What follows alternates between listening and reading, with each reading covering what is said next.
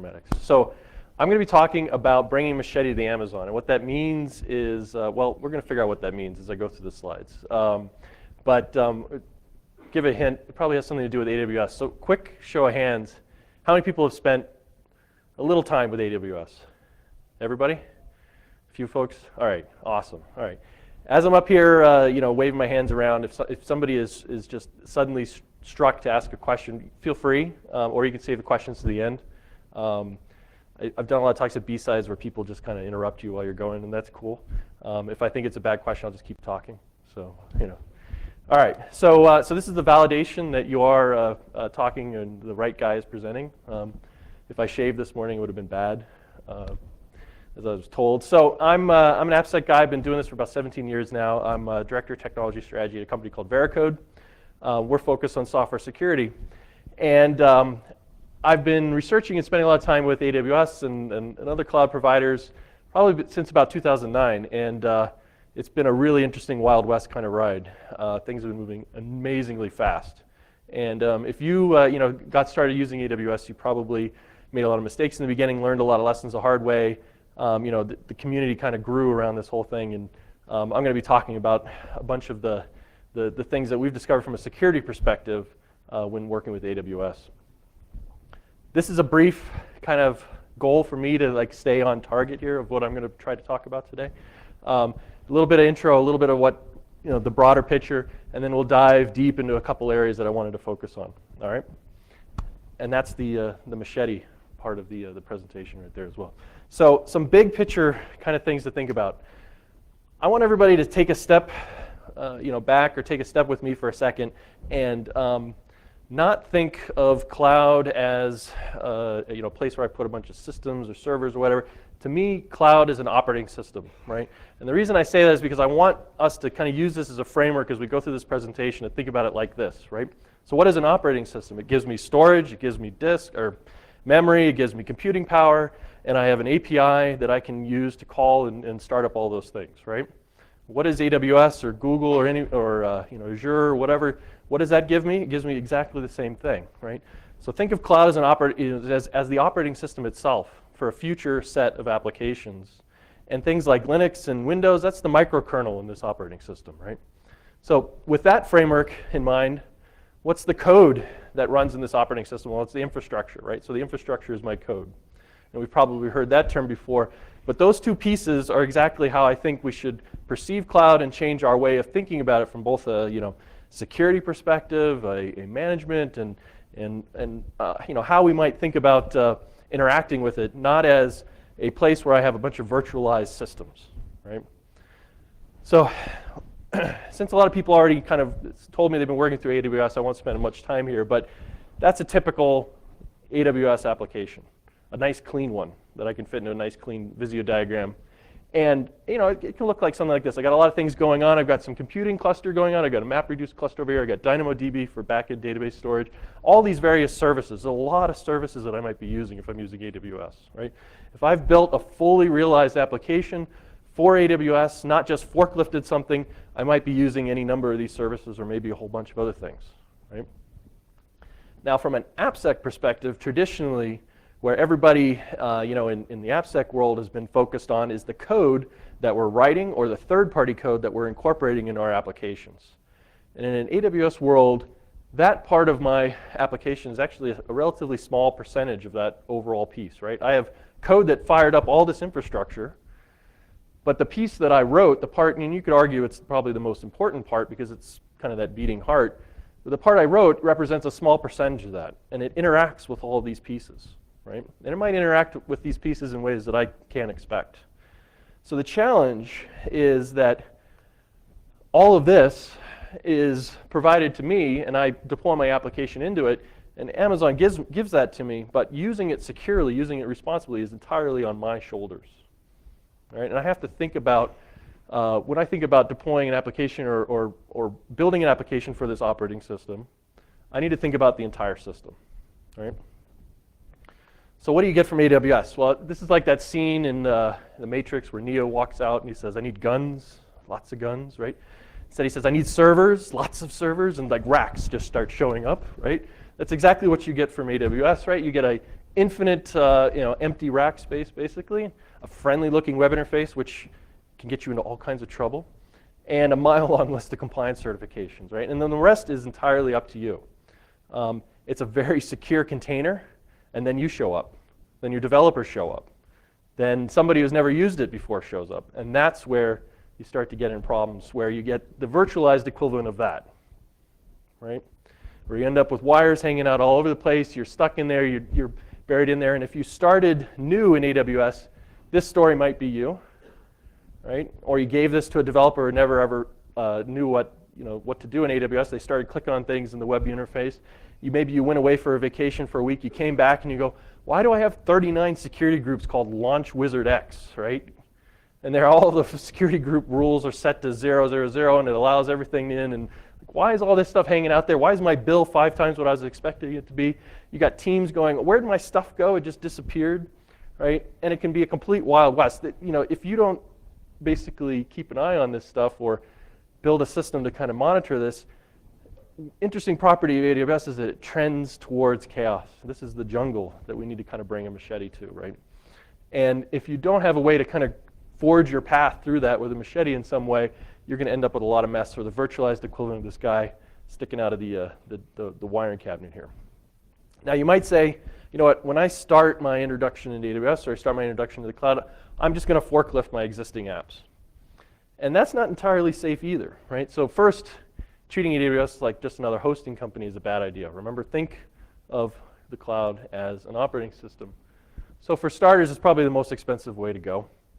But if you've taken all your existing controls, your existing security controls, your passwords, your SSH keys, your IDS systems, whatever you have that was sitting in your existing data center, and you forklifted all of that into AWS, it's missing a very important aspect of operating in Amazon, which is API activity and all the things that can happen behind the scenes. The other interesting thing is that low priority vulnerabilities can go from being not very interesting to suddenly very critical just by going from your on-prem data center to AWS. And that's going to be a focus of what I'm going to talk about here in a second.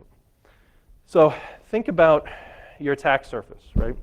So Chris Hoff in the Mortal Worlds, right, he said, if your security sucks now, you'll be pleasantly surprised at the lack of change when you move to cloud, right?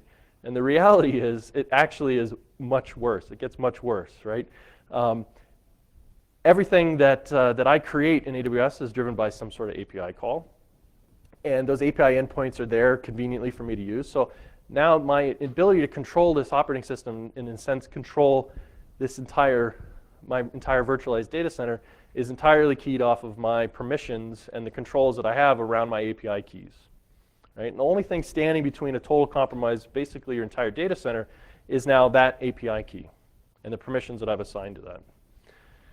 And what I think this kind of pushes towards, another point that I want to kind of put into our minds here is that if we're deploying an environment where it's so easy to create these things, it's so easy to build these systems in it, and I've created an entirely new back channel for how I manage and control all those things via these API endpoints, it creates something that I think of as emergent insecurity, right? So we think about emergent properties of complex systems, and AWS with all of its services is a very complex system. So you can certainly hear the work that the other folks are doing massive stuff in AWS. They kind of see that there's an amount of chaos that they need to kind of wrap their arms around.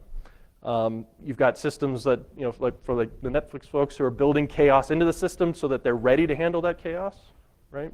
Because they know it's going to be there, right? So the idea that once you take a system and it might be perfectly secure in your on-prem data center and you forklift it in AWS, these emergent properties, because of the complexity, start to emerge, and the system becomes insecure just by the interplay of all these services. And what do I mean by that? I mean, some days you might have something I call internet weather, right? The internet might be running a little bit slower that day. The API calls might be running a little bit slower that day. Some days AWS is snappy, some days it's slow. Some days certain calls might fail, and that might set off a chain reaction that you would never have been able to test or create an environment to test or even expect that was going to happen. And suddenly a system that was expecting to call some API in order to start up properly fails, and the whole system maybe fails open. And if you don't have systems to be able to monitor and respond to that, that kind of pattern can just explode, basically. So what I'd like to suggest, when we think about emergent insecurity is instead of trying to enforce strict change control on this, and this is a little bit scary, right? In the traditional sense, we think of AppSec and think about having a very, wonderful process where everything gets tested and then it gets deployed and we have follow-up tests to certify things and all this, thing. If I'm moving very, very quick, I'm moving very rapidly, and I try to enforce those things, ultimately what I'm creating is a brittle system that's built around artificial controls that can't handle that kind of explosive growth or explosive scaling up process where I've got lots of systems interplaying with each other, right?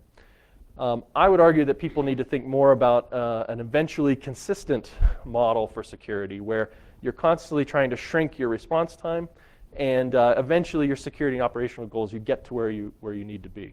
And the better that your ability to react and respond, and I'm talking minutes hopefully, is the more secure your system's going to be versus trying to get it right from the beginning, because you're probably never going to get it right from the beginning. All right, so I've been talking a lot about the API, and the API to me is really king, right? That's the king of the jungle, right? And if I haven't incorporated thinking about how API calls and how all that interaction goes inside of AWS, and I'm just focusing on traditional controls for AppSec or security in general, and I'm not thinking about the big lion hiding in the jungle, I'm going to get eaten for certain. So what do I mean by that? So here's some of the vulnerabilities that are kind of, we see some classics here, some issues that are pretty high severity like command injection, but we see some that we might not necessarily think about that become high priority vulnerabilities, and I'll talk about why in a second. But things like XML entity injection or server-side request forgery, right? So if I have the ability to inject a request that is going to go out and request another URL, or I have the ability to inject something that's going to request something from within my AWS systems, those types of vulnerabilities are very, very serious, full data center kind of compromised vulnerabilities. And I might have been spending my entire time before AWS focusing on cross-site scripting and SQL injection and nothing else, and ignoring all the rest. Hopefully you were paying attention to command injection too. But if I was only focusing on those and I didn't think about how some of these new vulnerabilities take on a new life in AWS, I'm probably going to get bit. And there's a couple examples of that. So why is that? So it's all about metadata. Right? This is the rock and roll part of the slide. Okay. I went looking for metadata and I could not believe how many Metallica-like metadata logos were out there. I just thought the internet is awesome. All right, so metadata, and this is not in the NSA sense of metadata, but this is metadata that AWS or any cloud provider gives me to figure out just where my system is and what's its role in life, right? So what is cloud metadata? It's actually an RFC standard. Well, it was an RFC standard that was adopted for this purpose, and it gives you all kinds of awesome stuff. This is how bootstrapping happens. This is how I might distribute credentials to it. This is how I might give my instance the ability to figure out what its ID is. If you've used AWS, you probably know what I'm already talking about. You've probably written a Python script or something to extract this metadata. And every cloud provider has it, right? Because it's a fundamental building block of how I'm going to get information from AWS while I'm running inside that microkernel, Linux or whatever, to figure out. So there's nothing wrong with this, of course, right? But I just need to be aware of what information is in there, and I need to be aware that I should be protecting access to that information, right? And if my application has the ability to pull this information in, and I haven't spent a lot of time thinking about how it's pulling the information or how that information might be exposed, that can be very dangerous. So I can use something simple like wget or curl to go and grab this data if I want to. AWS provides you a command line tool to pull the metadata. The interesting thing about the AWS tool is it doesn't pull all of the metadata. It actually hides some of it from you. So I prefer to use something like wget. And you can see here all these categories and folders are all areas of information that it's going to give. So my instance ID, what my public IP address might be, AMI IDs, all kinds of great stuff that isn't relevant, as part of the bigger system that it's running in. Now, what I can do with that, if you ever wondered how, if you're using AWS roles or permissions, or you've applied a profile or a role to your instances when they come up, so that gives them credentials, so that you don't have to hard code credentials into your application. If you ever wondered how the system itself gets its credentials, this is how it does it. So I can go and I can request from metadata IAM security credentials, and then I have to figure out what my profile ID is, and I just make a request and it tells me what it is. And then I pop that in and I make the next request. And this is what I get back. So this data here that's in red is all I need now to make an authenticated request with the permissions of that role. I can take these credentials out. I can go over to my secret bat cave, put this on my laptop, drop it in, and of course those credentials, they'll expire in a little while, but I've got full-on credentials. And if I haven't been very good about how I've locked down those credentials, I now have great access into that data center, right, using this information. So that key and that token, I drop that into my configuration. If you've ever used the AWS command line tools, you can drop those 3 parameters right into your config file, and bang, now I'm making requests with these credentials, right? Or I can fire up a little Python script or whatever. So what does that mean in the real world? Well, so there's 2 examples here I want to talk about. The first is Prezi. This was earlier in the year. This was in March. Prezi is a presentation company. They created a pretty interesting kind of interactive presentation model, and they create these configuration files that you can upload. They have a SaaS-based service for building this out. And you can go in and you can pop URLs into your presentation. It'll go out and their system will fetch those URLs on the internet.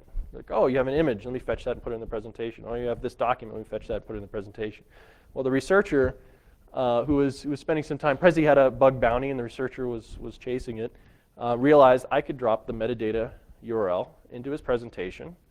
And he created a presentation with all of the metadata requests that he needed, uploaded that, got his presentation back in a couple of minutes, and it was an awesome presentation. It included all of the metadata from the system that was doing the processing of that file. From there, he was able to get the credentials. Those credentials had more permissions than they needed to be, and from that point, he was able to compromise the entire Prezi environment. And he was very responsible. He disclosed it, and they were very quick to fix it. And then at Black Hat this year, Andreas, he did a presentation called Pivoting in Amazon Clouds. Good presentation where he talked about this exact same thing, where he was able to exploit a vulnerability. I think it was like a server-side request forgery vulnerability where you're able to go in, drop that metadata API in there, pull out credentials, find that he had credentials that would allow him to post to SQS, which is Amazon's simple queuing service. Post a message into that, and he realized he could also pull messages, so he popped a message out. He realized that the backend system was using something called Celery, and that there was a particular vulnerability in how it serialized data. So he dropped in an exploit to that and opened up a reverse shell from one of the worker nodes. And from there, he was able to pivot farther and actually extract. He found a key or permissions that allowed him to create users, arbitrary users within the AWS environment.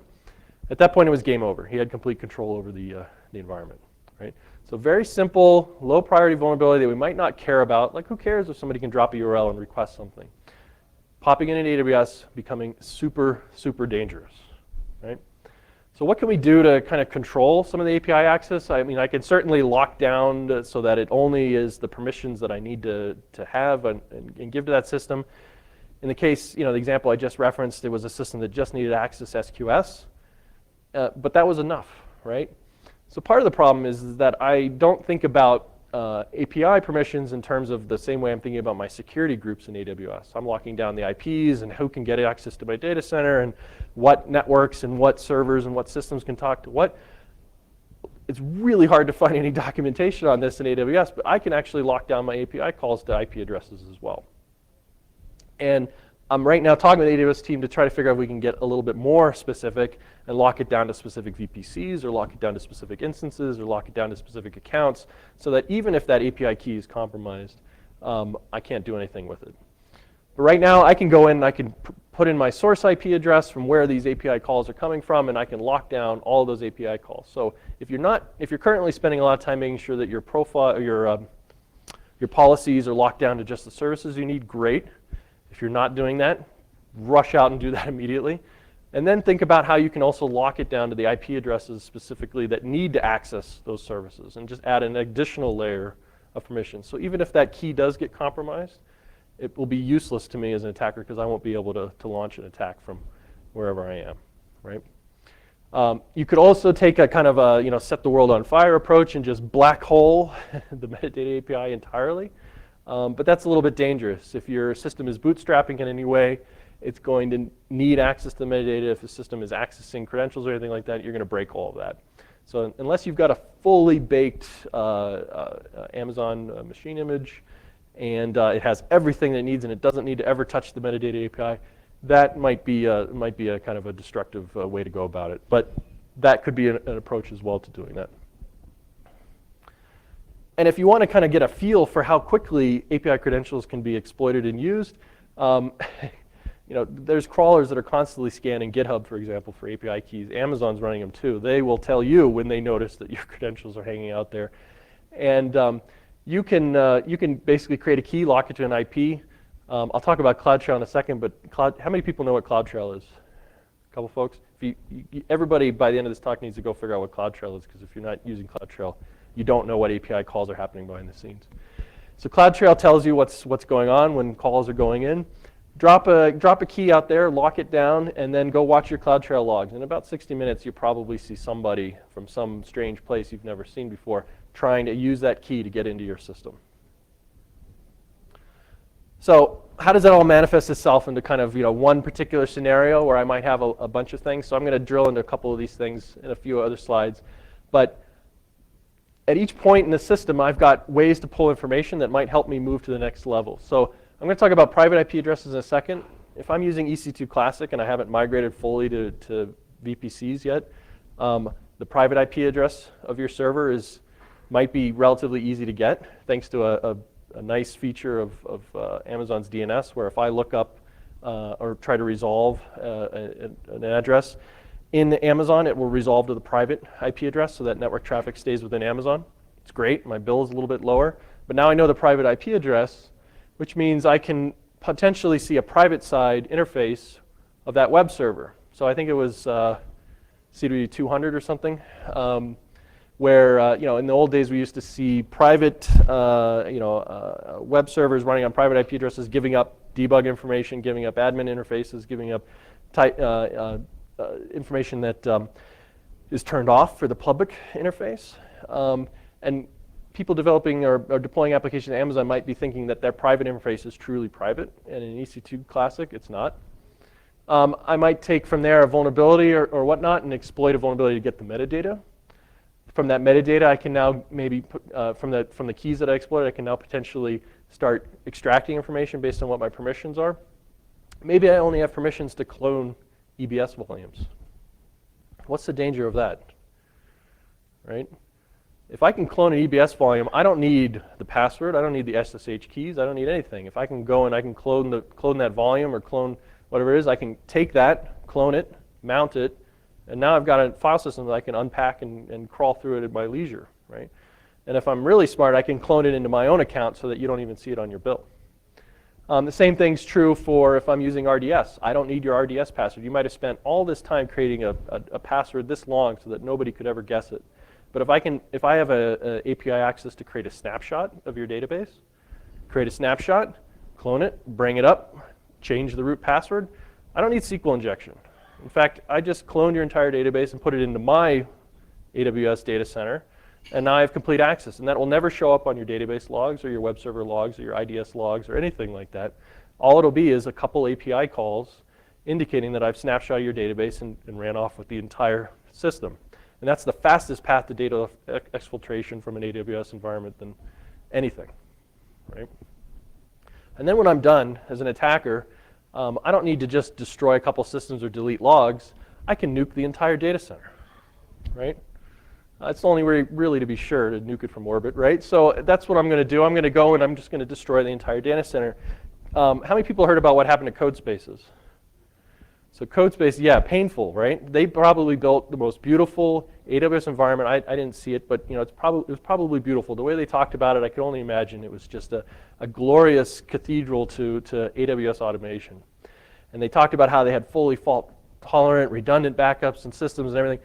Problem was it was entirely in AWS, and I don't think they had any isolation between the accounts or systems that they were using. and I really don't know firsthand, but somebody was able to get access to the API keys. They poked around, and when they were done, they hit delete. And they killed everything. And the next day, CodeSpaces was out of business, right? So you think about API access being king, this is what I mean. It allows somebody with those credentials to walk into your data center, drop off a nuclear bomb, and then walk out. And they can do that very quickly with a single API call. So I was talking about clones earlier. I'll just talk a little bit more about that. So remember, think about this. You know, if I can clone the EBS volume, how many times have you lost in AWS? Have you ever had this problem? This is the first time I realized this a couple years ago, where I completely lost access to a system. And I was like, oh man, how am I going to get the data off it? And I realized, oh, I just API call away, clone the EBS volume, mount it on a completely different system, fix whatever I needed to fix. And in doing that, I realized, wait, I got access to everything, and I never had to give up my SSH key or password, or I didn't even have to have any of that information, right? And the same thing is true of RDS. The other piece that I see, a problem I see happening a lot, is excessive lack of access control. Developers love to do this in the network world. I'm just trying to make this work. Come on, all right, let me open up another port in the firewall. Let me open up another port in the firewall. Let me open up this. Oh, it's working now, all right, and then they forget about it. Same thing happens on the API front. They're like, oh, I've got the key. Nobody else is ever going to get that key. What difference does it make? And they set up a policy like this. This is probably the worst policy you could ever see in your life if you see this in AWS. The second worst would be one that has just IAM star, which is basically giving you this in 2 moves, right? And I see these all over the place, where new environments where you've got developers who are new to using AWS have set things up. They were trying to get it working. They couldn't figure out what was going on. They went and they looked at the documentation for AWS's permissions, and it was a mile long. And they're like, you know what, I'll just turn this on and leave it. And this stuff hangs out there for a long time. And if it's particularly critical, you should probably make sure there's 2-factor turned on for critical things. Like this type of access or IAM access should never be allowed without 2-factor authentication. You can lock that down in policy as well. And then the other piece is something about leakage. And I talked about IP addresses, but I'm going to talk about tags mostly here. So tags in AWS are, if you're not using tags, I have no idea how you're managing your stuff in AWS. But if you're not using tags, I don't know, it's not possible, right? You're memorizing instance IDs, and you have an amazing memory. So that's how you can keep track of everything, right? But if you're using any third-party system, or you created your own system, or you're using some service that somebody's providing, all that tag information is flowing out the door. And I've seen people put customer information in tags. I've seen people put credentials in tags. That was the scariest one. You know, anything. People have had this tendency to treat tags like a free database sometimes, where you just drop information in there. And that's a little scary. And on top of it all, you can set up permissions that are tag-based. So for example, I can create a policy that says these users only have access to systems that are tagged dev, but no access to systems that are tagged prod. But if I give somebody, now I have to think about multiple layers in my permissions. If I give somebody access to change tags, I'm thinking, oh, what's the big deal? I'm just going to let them change some tags. That's not a serious problem, is it? Well, your entire system might be based on tags. Your permissions might be based on tags. How your command and control environment and managing all those things might be based on tags. So that type of permission can be very dangerous in AWS as well.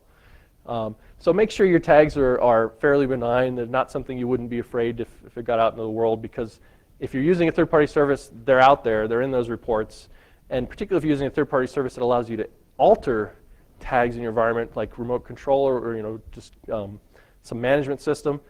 Again, a vulnerability there could result in a compromise of your system if you've got permissions that are based on tags, or your operation, your system itself is based on tags. And a lot of people don't think about that. And that's this kind of emergent insecurity that I'm talking about, this complexity of these relationships between these different components and systems in AWS, and how they might combine together to create an environment where it's really hard to understand what's going on. We'll talk much about this, but that's just basically what it looks like. If I've got an example site and I go and I look it up from inside AWS, I might get a URL that looks like that, and then it might resolve it to a 10.ip. It's really easy. Just get off of EC2 Classic and get on VPC. If you haven't done that already, you really should. Just a casual poke, looking around the EC2 Classic address space. Very casual, not to upset anybody at AWS. Just randomly looking, okay? Hundreds of web servers out there with interfaces that are showing admin pages, back-end pages that they're probably using inside their networks, and they're not thinking about how accessible they are. And then the last big challenge is just lack of awareness, right? So a couple people raised their hands about knowing about CloudTrail. For most people in AWS, the most advanced IDS system they're using is their bill, right? How many people are using their bill as their IDS system? Nobody wants to admit it, right? Okay? Most people go, oh, they reach the end of the month and they go look at their bill and they're like, why is it 5 times what I thought it was supposed to be? And then they go and they find a Bitcoin mining operation in like a region that they never touch, and they're like, oh man, how did that happen? And then they go and they delete it. Those people were really lucky, right? That's the best case scenario, that somebody sets up a Bitcoin mining operation in your environment. You're like, awesome. That is awesome. Nobody destroyed anything. Nobody stole my data. Nobody, hopefully, you wouldn't even know probably, right? So those people have been pretty damn lucky. Don't use your your bill as your IDS system.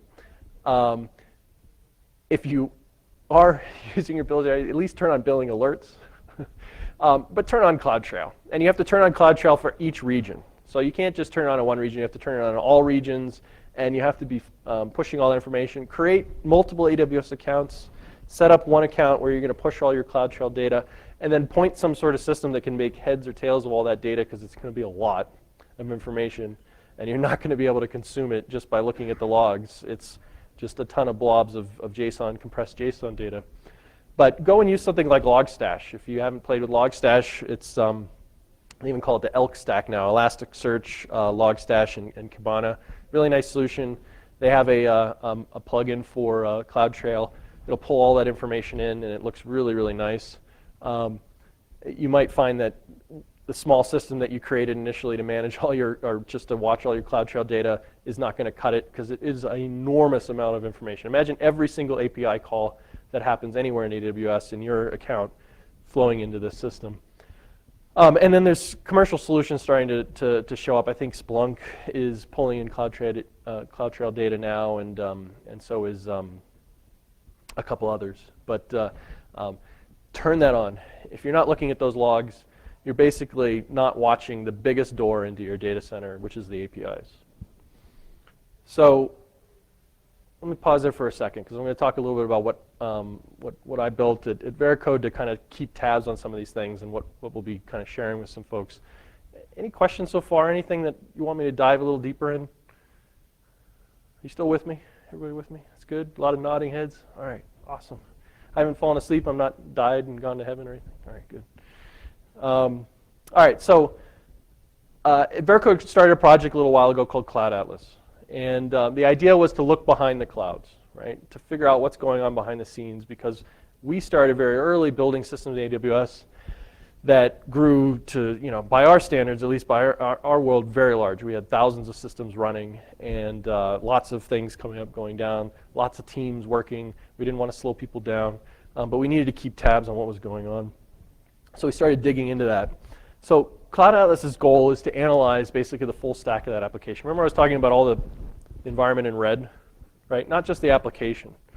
So Veracode, traditionally, we've been focused on that application. You can take your Java app, you can take your PHP app, upload that to us, we'll analyze it and tell you what's wrong with it. But what about the rest of the system, right? Particularly if I'm deploying that in AWS. So this system requires only read-only API access. We're going to have a piece of it free as a SaaS service. There's absolutely nothing at that URL right now other than a coming soon, because we're just not quite ready yet. I apologize for that. But I want to talk about what it does. I have a nice command line interface that works for me, but I want to make it a little bit more accessible. So things it does. So first, obviously, it's going to enumerate all your services. That's, you can get a lot of that data already. You can go into the web UI, you can do an EC2 describe instances, but what we go past that is to enumerate all the services and pull in data from how all those services interrelate with each other, right? And we start building that map. And then at that point, once we've built that initial map, we then start monitoring CloudTrail to detect the moment something new happens, right? So we're trying to track changes in near real time. That's about 5 to 15 minutes or so, because CloudTrail is only updating every 5 minutes, and then there's kind of a lag. So we try to map all that out and then perform analysis on all the services that are in use and how those things. The goal, it's pretty lofty, I don't know if we'll ever achieve it, is to try to understand that emergent insecurity or those patterns that occur in all of the systems. So at a very rough data, when I look at the data, I see stuff like this, which makes tons of sense. But these are like systems that are coming in. When something changes, I see what the change is. Very specifically, instance going from running to stopped, when it happened, all this stuff. And the neat thing is we can reconstruct this information based on CloudTrail data. So if you needed to go back in time and be like, what happened a month ago, because the data has long been lost from the console, I can go and I can recreate that change chain. And then advanced capabilities we're working on are what I call image cracking, which is basically to break open the AMI or the EBS volumes and enumerate what's in there. And our goal there is to find the applications, and then potentially we could do other analysis on that. But the most complicated piece right now that I'm trying to wrap up, which is around permission analysis of IAM credentials and roles and profiles and everything. I want to be able to tell who can do what, where, why, when, how, everything, all connected, all the details that are related to that, so that when you run this against your environment, it comes back and says, your entire dev team can basically do whatever the heck they want, right? And maybe you want to change that. Question? So the policy simulator will give you that information, right? What we're trying to do is give you that information across not just one account. And granted, there are tools already out there that you can fire up, Python and bang out a bunch of code. You could probably get pieces of that. What we're trying to do is make this very automated, so it just happens, right? So that I can set up policies of my own and say, all right, I want to make sure that these permissions require these things. And when things drift out of policy, I automatically know. Policy simulator is going to tell me what I can and can't do, but it's going to be for a specific account. And maybe I've got hundreds of accounts or hundreds of API keys. I want to be able to do things like, you have this API key, it's been hanging out there for a year and nobody's ever used it. Well, maybe we should turn that off. Like, it's hard to know when to turn some of that stuff off. And then there's lots of other tools out there, obviously. We're not the only ones trying to do stuff. Amazon's got their own solution. It's Trusted Advisor. They've got a certain level of capability if you've got a business support package or whatever. It's great. You should be looking at it. It's great information. Netflix team, you'd be remiss to not mention some of the stuff they're working on. SecurityMonkey recently came out and set that up, and it'll help enumerate all the services that are out there and do some of the things. There's a little bit of overlap there, but they've got a whole ton of stuff. There was a talk yesterday on Project Monterey that is trying to provide a scanning framework for analyzing things. And then Nimbo Stratus is Andreas's toolkit that he created. It's basically focused on that specific use case of exploiting metadata in his talk from Black. And I think you can get the slides online. You should check it out. It's good stuff. So that's what I wanted to talk about today. I wanted to thank you all. May all your clouds come with a luck dragon. If you don't know what a luck dragon is, go look that up immediately and watch that movie, because it'll change your life. But any questions? One question back there. Yeah. So read-only permissions to everything. And if you give us, I'm trying to figure out how I can make it at least privilege. But right now I've set the bar at read-only to everything. I'm trying to set it up so that if you give me more permissions than I need, it'll actually tell you to stop. Don't do that. I don't want you to trust me with that information, right? But it's read-only permissions. Any other questions? Is everybody excited to go use the cloud? You think about it as an operating system now? Have anybody ever thought about it that way before? No? That's pretty cool. All right, question? Yeah, I will. You know what? Send me a note on Twitter or something like that, and I will. I have a thing on the GitHub slide share thing, whatever it is. I'll put it up there probably. Make sure that you guys can get it. But feel free to send me a note. We create a little Twitter handle on the Cloud Atlas page so that when that is ready, we can send everybody a message and let people know about that. And this is a adventure for us, getting this stuff out into people's hands and kind of getting people to think about an application that I think is much different than what we traditionally think about when we're thinking in AppSec, where we're focused on the Java code or the individual components that we've written, and try to take a bigger step back and think about the entire infrastructure and how we're going to analyze that code and that system in itself. So thank you guys. You've been great. Really appreciate it.